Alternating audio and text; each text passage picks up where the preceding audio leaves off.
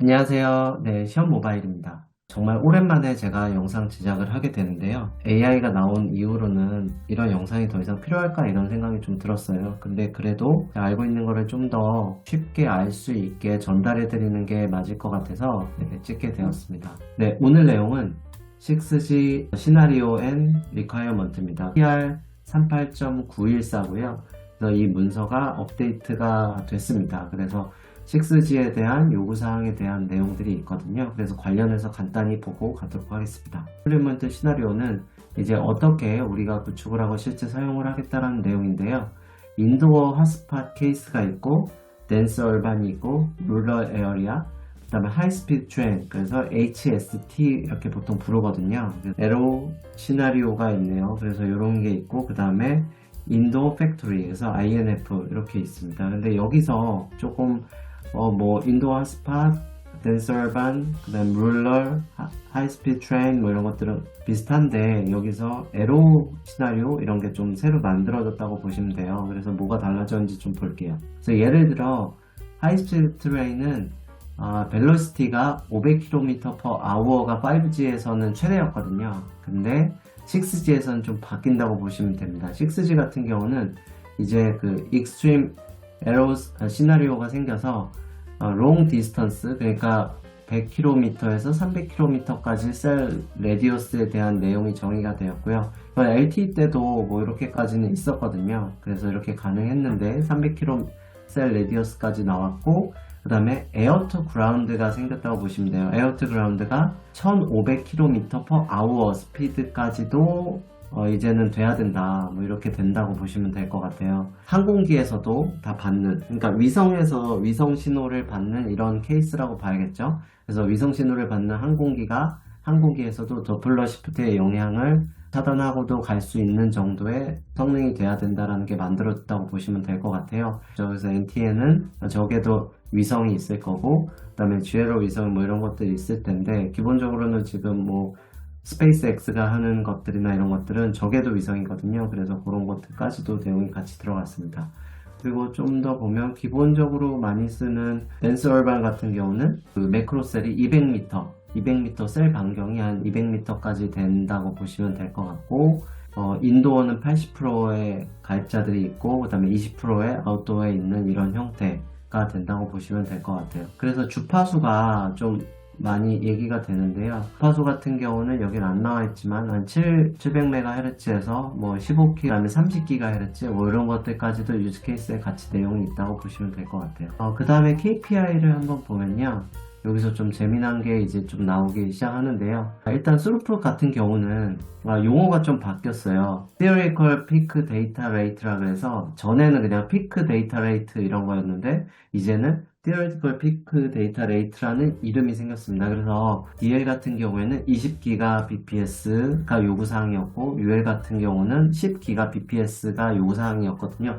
그래서 6G에서는 1.8배가 더 증가한 걸로 이렇게 나왔습니다. 근데 5G에서 되게 말이 많았던 게 LTE 대비해서 20배 빠른 속도를 제공할 수 있다 이런 식으로 광고가 많이 나오고 했었거든요. 근데 실제로는 그렇지 못했던 거고요. 그래서 6G에서는 이렇게 너무 허무맹랑한 얘기를 하진 않겠다라고 해서 그 36GBps, UL 같은 경우는 18GBps 이렇게 해서 조금 속도가 많이 올라가지 않은 형태로 이렇게 요구사항이 나왔습니다. 스페셜 이피션시는 이게 이피션시를 그래도 조금 더 5G 때보다 올리겠다고는 하고 있지만 쉬운 얘기는 아니죠. 결국에 스페셜 이피션시를 올린다는 거는 모듈러 오더를 많이 올린다는 건데 5G에서도 1024 컴이 나왔잖아요. 그럼 4096 컴 뭐 이런 것들까지도 나오겠다는 건데 실제 이게 동작해서 실제 상용망에서 동작하는 게 쉽진 않습니다. 그래서 왜냐면 그렇게 컴을 올리게 되면 그게 SNR이 굉장히 좋은 환경에서만 나오기 때문에 실적으로 그게 쉽진 않지만 뭐 이렇게 노력을 하고 있는 모습을 보여줄 수 있을 것 같습니다. 그리고 유저 레이트 같은 경우는 300메가, DL은 300mbps, UL은 50mbps 이렇게 되는 걸 볼 수 있습니다. 이제 레이턴시를 보면요. 레이턴시는 유저 플랜 같은 경우는 1메가세컨드, 4메가세컨드 뭐 이렇게 나오네요. 그리고 컨트롤 플랜은 20ms 해서 좀 더 줄이겠다. 액티브 상태에서는 줄이겠다. 뭐 이런 얘기고요. 그리고 디바이스는 10만 디바이스를 수용할 수 있게끔 이렇게 하는 요구사항이 나왔습니다. 레이턴시가 생각보다 그렇게 많이 줄진 않았거든요. 그래서 이렇게 줄지 않은 이유는 여러 가지 논의가 지금 되고 있어요. 예를 들어 SSB 같은 경우도 기존에는 그 LTE에서는 PSS, SS, 그 다음에 5G에서는 SSB를 송출해서 이제 DL 싱크를 맞추고 있는데 이게 지금은 10ms마다 이렇게 전송을 하고 있다는 거죠. 근데 10mm가 아니라 우리가 에너지를 줄이기 위해서 이걸 160ms마다 이렇게 전송하자 뭐 이런 얘기도 하고 있어요. 그렇게 되면 당연히 레이턴시가 당연히 느려질 거잖아요. 그래서 요구사항이 그렇게까지 올라가진 않습니다. 그래서 이것도 논의 지금 되고 있는 사항이고요. 그런 것들은 좀 더 지켜봐야 할 것 같습니다. 그리고 릴라이빌리티와 모빌리티가 있는데요. 릴라이빌리티는 뭐 지금 그 1ms당 30바이트 패킷을 보낼 수 있게끔 하는 뭐 정도 얘기를 하고 있고요. 모빌리티 같은 경우는 하이스피드 트레인은 500km/h라고 아까 말씀드렸잖아요. 근데 에어 투 그라운드 같은 경우는 1500km/h. 그러니까 우리가 비행기가 보통 날 때 뭐 1000km 이렇게까지 난다고 하거든요. 근데 1500km/h까지도 비행기나 이런 것들도 비행기에서 수신할 수 있는 이런 것까지도 나오고 있죠. 인터럽션 타임은 0ms. 그러니까 지속해서 계속 전달되는 이런 형태로 되어 있다고 보시면 될 것 같습니다.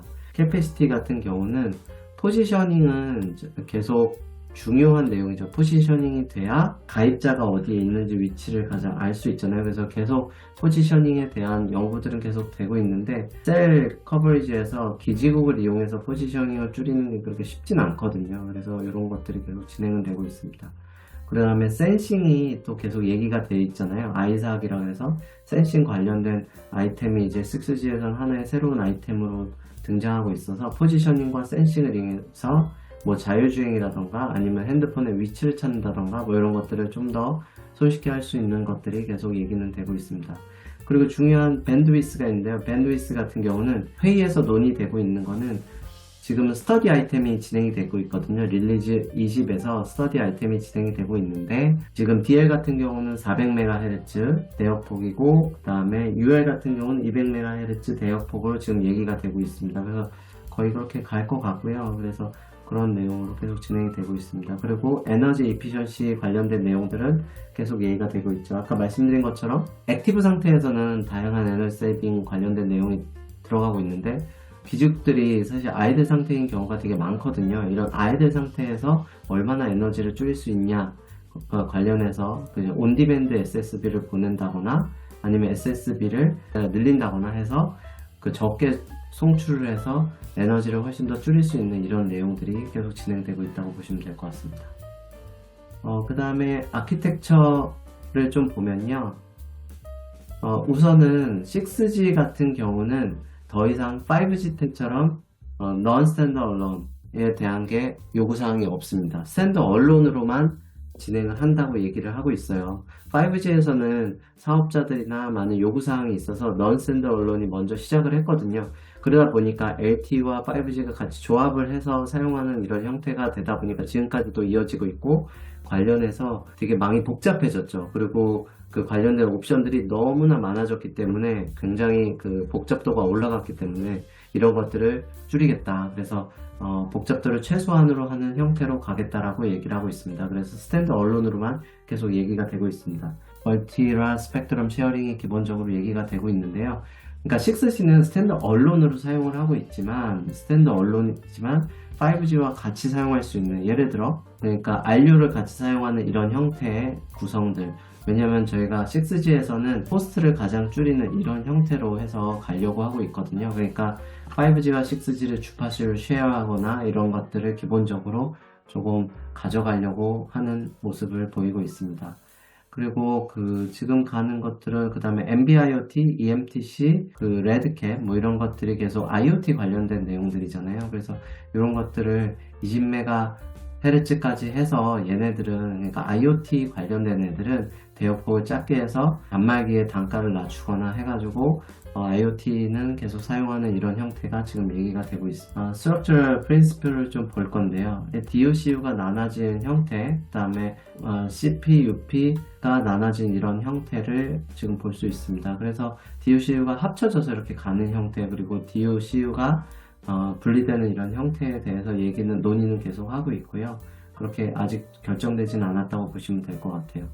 그리고 인터페이스 같은 경우는 오픈 인터페이스를 적용을 해서 그 멀티 벤더가 서로 간에 호환이 되는 이런 형태였죠. 5G 같은 경우도 사실 CU와 DU는 스펙으로 정의가 되어 있어서 사업자 간에도 그 서로 다르게 쓸 수 있는 그런 형태가 되어 있었거든요. 그래서 초창기에는 그렇게 CU와 DU, 그 다음에 RU를 이렇게 다르게 사용하려는 사업자들도 있었는데요. 실질적으로는 이게 잘 되진 않았어요. 왜냐면 스펙적으로는 되어 있었지만 실질적으로 얘네를 다 분리해서 사용하는 게 쉽진 않았거든요. 근데 그거를 좀 더 6G에서는 잘 되게 그 오픈 인터페이스를 사용해서 좀 더 잘 되는 형태로 가보려고 하고 있습니다. 그리고 5G에서도 계속 예고 나오고 있는데요. 그 다음에 네트워크 슬라이싱과 그 다음에 NPN, 그래서 그 공공망이라던가 전용망을 사용하는 형태를 해서 좀 더 이런 형태를 다변화하는 이런 것들이 계속 얘기는 되고 있습니다. 그 다음에 서스테너빌리티와 AI인데요. 그 서스테너빌리티 하면 계속적으로 에너지 컨섬션을 리듀션하는 이런 형태가 계속 얘기가 될 거고요. 그 다음에 AI를 활용하는 형태인 거죠. 그 다음에 AI for RAN 관련된 내용이라고 보시면 될 것 같은데요. AI를 활용해서 이제 그 모델링을 하고 서로 간의 단말과 기지국 간의 컴프레션을 통해서 그 데이터를 계속 줄여나가는 이런 형태에 관한 것들이 얘기가 되고 있는데요. 좀 더 지켜봐야 될 것 같습니다. 이거는 어떻게 될지. 왜냐면 그 AI 모델에 대해서 각 사업자마다 모델이 다르고 얘네를 어떻게 서로 표준화해서 정의해가지고 잘 전달될 수 있게 할지 이런 것들이 아직은 조금 쉽진 않은 상황이라 그런 것들은 좀 더 지켜봐야 될 것 같습니다. 그리고 당연히 그 AI ML을 이용한 센싱 데이터를 어떻게 처리하거나 뭐 이런 것들까지도 계속 얘기가 되고 있습니다. 그리고 그 다음에 서비스와 스펙트럼을 보면 서비스 리퀘어먼트가 있는데요. 여기서 보면 RC가 있고 매시브 IoT 뭐 이런 것들이 있고요. 그 다음에 센싱 관련된 것들이 그 자율주행이라던가 뭐 UAV 뭐 이런 것들, 드론이라던가 뭐 이런 것들이 있을 거고요. 이머전시 코어 뭐 이런 것들이 얘기는 계속 나오고 있죠. 그 다음에 스펙트럼 같은 경우는 그 지상망 같은 경우는 410MHz에서 52.6GHz까지 이제 스펙트럼으로 사용할 거를 요구사항을 내고 있는데요. 근데 6G에서는 기본적으로 그 FR3, Frequency Range 3 영역인 7GHz에서 24GHz 사이 대역이 메인 주파수가 될 걸로 일단 보고 있습니다. 그래서 WRC27이 열리겠지만 WRC24에서는 뭐 4.8기가, 그 다음에 7기가, 15기가 이런 데들이 6G 후보군으로 올라 있고요. 그래서 기본적으로 가장 많이 얘기되는 거는 7기가나 뭐 12기가, 15기가 이런 데가 많이 얘기가 되고 있죠.